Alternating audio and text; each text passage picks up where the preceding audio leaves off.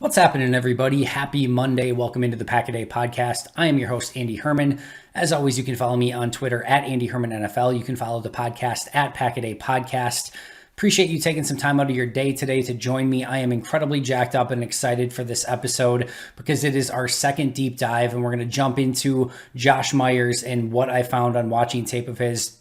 I know, first of all, if you haven't had a chance yet to go back and listen to my deep dive in Eric Stokes, definitely recommend doing it. I know a couple of you have been asking like, hey, I thought we were going to go and do deep dives for each of these players. Where's the second one been and things like that? Well, let me tell you, these are not easy. These do not, take a short period of time. This is not going through a couple highlight reels and then maybe watching some cut-ups of the player that you can find on YouTube or things like that. This is legitimately going in and watching full games on all 22, which if you're not aware, like each of those is usually around 40 to 45 minutes-ish just for their specific side of the ball. So about 40 to 45 minutes on each of these on all 22. And I went through, and I think for Stokes, I forget if I watched like 10 or 11 games on Stokes. I watched 10 games on Josh Myers for today. So these are going to take me a little bit longer to get to, but just know these are painstaking deep dives into each of these players and noting what I'm finding. I'm not grading every player on every play like I do with the Packers during the season, but I am looking for trends and what they do well and what they don't do well and those sort of things. So today, this is going to be my deep dive, my 12 things that I found when watching 10 games of Josh Myers. I watched every snap from this past season in 2020 and then 3 games from 2019, again, using all 22. So these are my big takeaways. Again, really excited about this episode. If you like this, make sure to check out my Packer Report article as well today, which is going to go into each of these categories in a bit more detail and in a bit deeper dive. So this is kind of the Cliff Notes version, if you will. If you want the full book on it, you're going to have to go to packerreport.com and catch it there. But in the meantime, let's jump in right away and go over my 12 takeaways from my Josh Myers walkthrough. First of all, the biggest thing that stood out to me with Josh Myers were all the intangibles. It wasn't the things that you can measure, wasn't necessarily things that you can, coach up or things like that. It's all the little things. It's all the other things that he does that makes it much more likely that he hits his ceiling as a prospect. And just really quick aside here, if you pay attention closely to what Green Bay generally likes to do in the draft, I know I've harped on a couple of these over and over, but they're looking for high-end athletes, usually on the younger side, but they're looking for high character individuals who love the game, are going to be a plus to the locker room that they've already developed. And they're thinking here, this is my guess, I haven't talked to Brian Gutekunst specifically about this, but I believe their thinking is that if this is a high-end player that has played, good football in college, who has an intense drive, great character, highly motivated, loves the game of football, that it makes it much more likely that they're going to reach their ceiling, not bust out as a prospect. And we're okay if maybe they have a couple of flaws on their tape because we think we can coach those things through. But if they have the drive and the want to and everything like that, plus the high-end athleticism, we think we can take this and turn this player and turn him in to a really strong professional in the NFL. And you see all of these things with Josh Myers, right? So from an intangible standpoint, the first thing that stood out was his toughness. So you think about the last 2 games that he played against Clemson and Alabama. For those of you who aren't aware, against Northwestern, Big Ten championship game, injured his foot. Now think about this. You're a junior, I think a redshirt junior, and you're getting ready. You're probably given a top 2 round grade by the advisory board that you're going to get drafted in the first couple rounds. You just banged up your foot pretty bad, and you have the option to either go and play against Clemson in the playoff game, or just say, you know what, my foot's pretty bad. I'm going to kind of hold things out, and I'm just going to start getting ready for the NFL draft, because the worst thing that could happen is I have something major happen to my foot, and it causes me to lose my draft stock and things like that. Nope, doesn't care about that. Plays in the Clemson game, wrecks his foot even more. Goes next game, could sit out again. He plays in the national championship game against Alabama. Here's the thing, against Alabama, about 5 minutes left in the fourth quarter, they're down by like 28 points, something just like no chance of winning, like just getting crushed. 5 minutes left in the game, offense goes back on the field. Who's still out there? Josh Myers. Like, his foot's a mess at this point. Like, they're not winning that football game. Doesn't matter to him. He's out there. And oh, by the way, played pretty darn good football against Clemson and Alabama, even with his foot being a complete mess. Because he played in those games that required offseason surgery, he's now running close to 100% already. Should not be an issue for training camp and things like that. He should be 100% ready to go. But just talk about a player who's, cares about the game. This is one of those guys, if he's on the injured list and he's doubtful, he's probably going to play. If he's questionable, he's 100% going to play. Like, that's the type of player that Josh Myers is. And again, those are just things that you can't necessarily coach. I think his intelligence was, off the charts as well, making the calls at the line of scrimmage, being that guy in the center of the offensive line that's making the checks, doing the blitz pickups, things like that. I thought he took good angles to the football when needed to set the edge, to make the seal blocks and things like that. And then also was team captain. So again, it just kind of gives you an overall idea of his football IQ and intelligence and things like that. Versatility, another thing that the Packers look at. This is all things that, again, Josh Myers, comes naturally to him. Has the ability to play either guard position, left guard, right guard, can also play center. So again, you're looking for that versatility along the offensive line.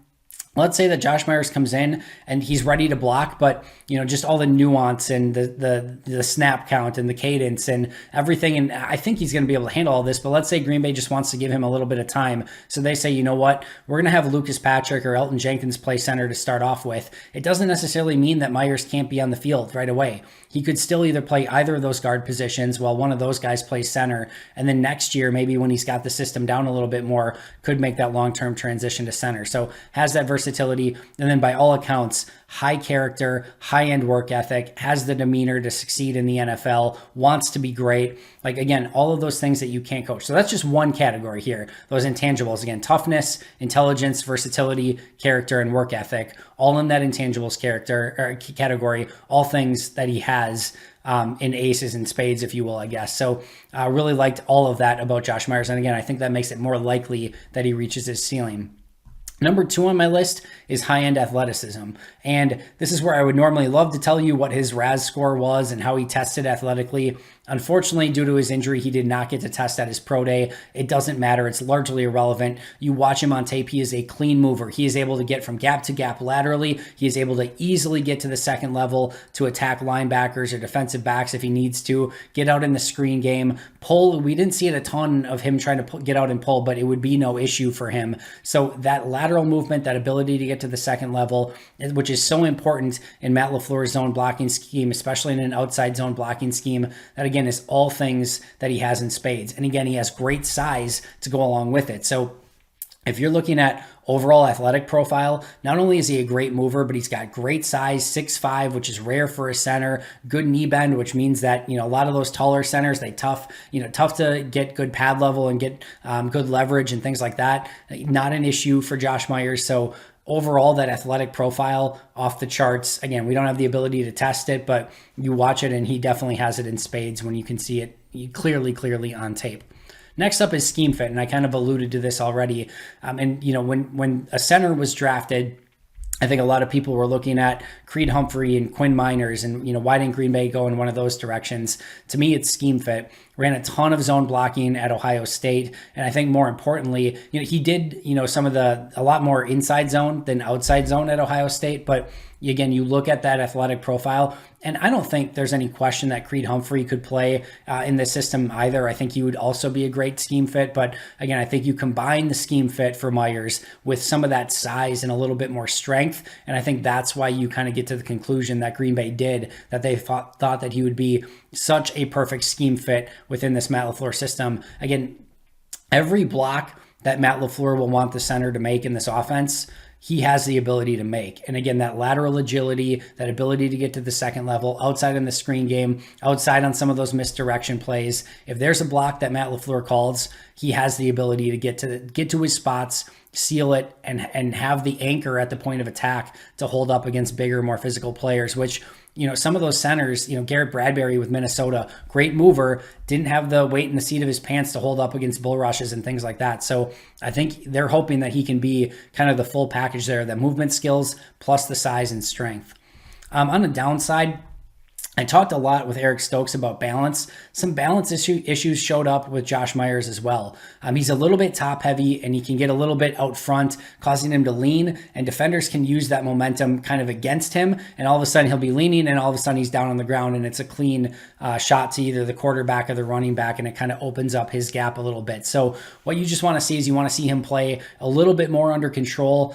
He has great leg strength and again has great knee bend. So he's playing top heavy because he's playing to his strength, which is really his core strength up top. But I think if he plays a little bit more balanced and kind of stays in front of his defenders a little bit more, I think you're going to see him eliminate some of those big plays by defenders against him. And again, that is a very coachable thing. So there's some other things at play here, including his hands and his hand usage and where he's placing his hands and how quick he uses his hands. But overall, I think if you were a bit more balanced and played a little bit lower to the ground and used a little bit better leverage, overall, that would set him up for much better success and again, limit some of those big plays against him. I do think his pass blocking is going to be a little bit of a work in progress.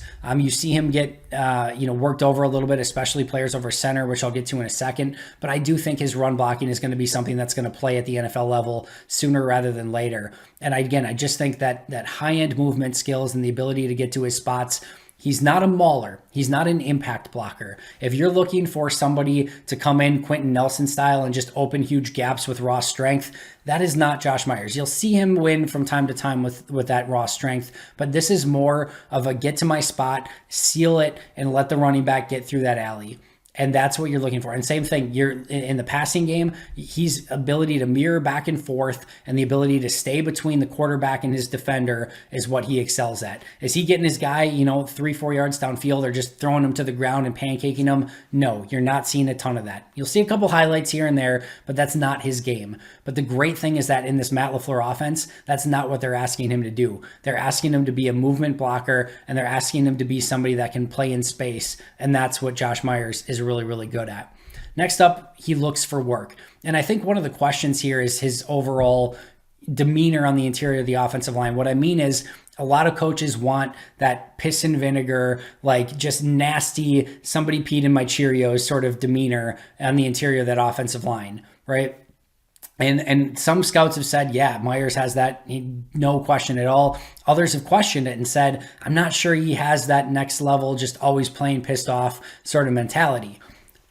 I kind of agree with the latter. I don't think like he's just this insane, nasty interior offensive lineman, but I think he has a good enough demeanor. And I think the big thing that shows up here is he's always looking for work, and he's kind of that just down to down. I want to do my job, and that's exactly what he does. And, Lucas Patrick is a player that I always look at from a looking for work standpoint. You watch him, his head's always on a swivel. If he doesn't have a guy in front of him to block, he's going to look at the tackle or the center, and he's going to look for somebody to take out, and he usually does pretty aggressively. Josh Myers has that same mentality. If he doesn't have a player in front of him to block, in a millisecond, he is finding somebody, getting over to them, and making it a block in that situation. So no questions about his ability to look for work and find somebody to block, which is, as a center, can be a very important trait. I also find that he is more of a momentum blocker. And I don't know if I've ever used this term before along the offensive line, and this is why I think he's kind of better as a run blocker than a pass blocker to begin with. When he starts getting momentum and kind of builds up a little bit of speed and is able to take a couple steps and kind of bring the pain to the defensive lineman, I think that's when he does a lot better. He seems to be better in perpetual motion. When he's more static, when he's more still, when he lets the defensive player come to him, that's where he can get beat a little bit more. And I'll get to this more in just a moment, but I think the more that he can kind of stay moving, again, which is perfect for his own blocking scheme, the better that he is going to be. And I think that that's going to be something that plays to his strengths, but he has to get better when he's just playing one-on-one and static, and especially when there's a player over his face at nose tackle. That's definitely something that he has to continue to work on, because he's not going to be able to build up momentum in those situations. One of the other things, kind of consistency and focus. The Rutgers game is a great example of this. It's a lesser opponent, right? You're going against the University of Rutgers. They had a really nice defensive tackle, but he's now going into like his 6-year senior season. He's 6 foot tall, and for the most part, Myers played really well in that game, but there were 4 times, 3 against this one particular defensive lineman, where he just gets completely beat off the ball and the defensive tackle goes screaming into the backfield.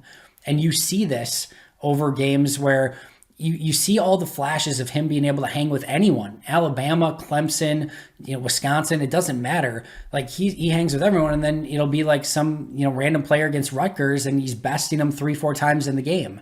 And you see this show up a little bit in each game.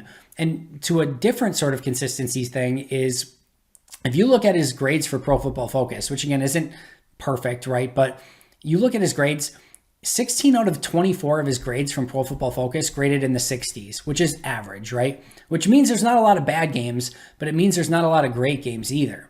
And to kind of sell that even further, only 3 of his games graded 70 or above, which is, good. Only 3 out of 24.